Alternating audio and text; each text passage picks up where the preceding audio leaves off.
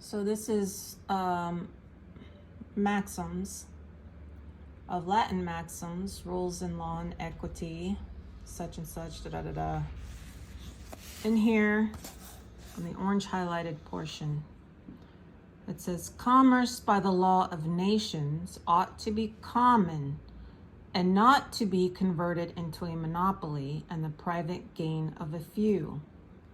That is exactly what the federal government has allowed to occur when they allow their middlemen or their instrumentalities to require people to get licenses or certain cards or go through a process of background checks, to require them to have certain standards on their motor vehicles or anything that impedes the flow of traffic is a violation of the law of nations, which is in the Constitution under Article 1, Section 8.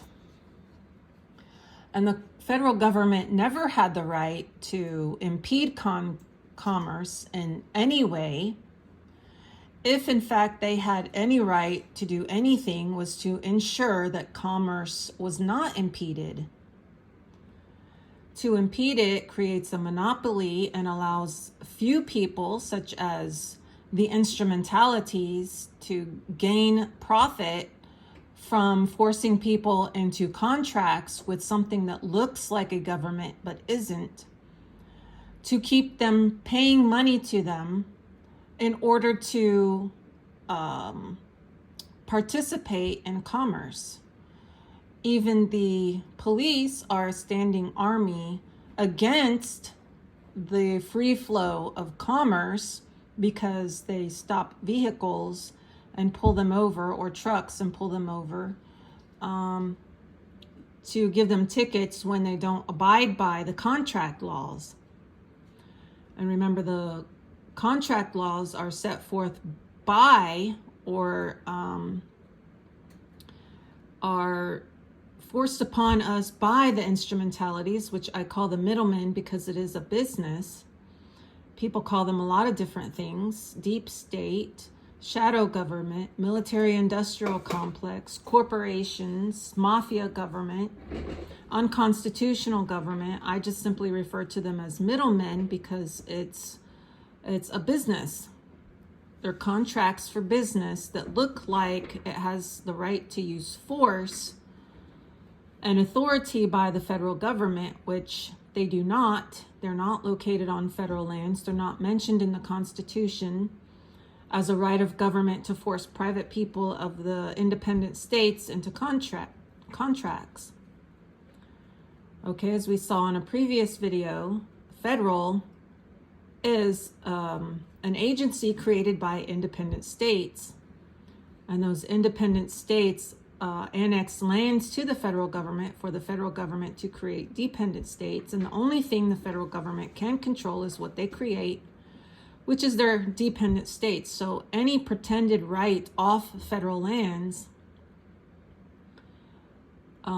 is wrong.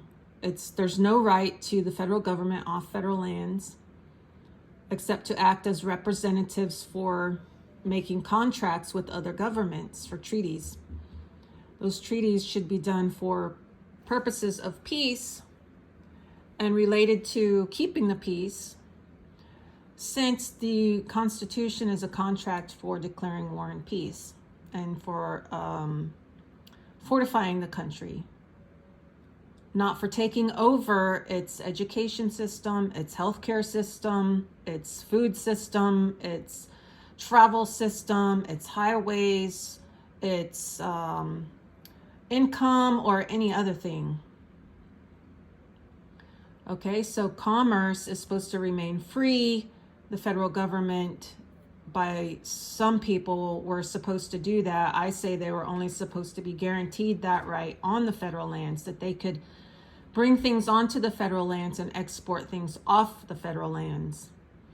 And that's their customs, their impost and excise. They were allowed to tax people's private property when they become an officer and they go onto the federal lands, and then they can tax the property that they have going off the federal lands.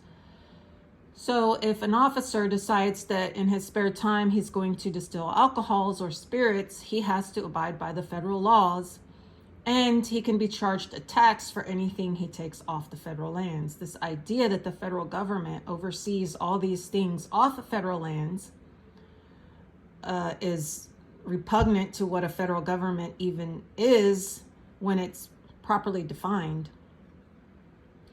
Okay, so commerce should always remain clear. Nobody should be impeded in their right to participate in commercial activities. Okay, like, share, and subscribe.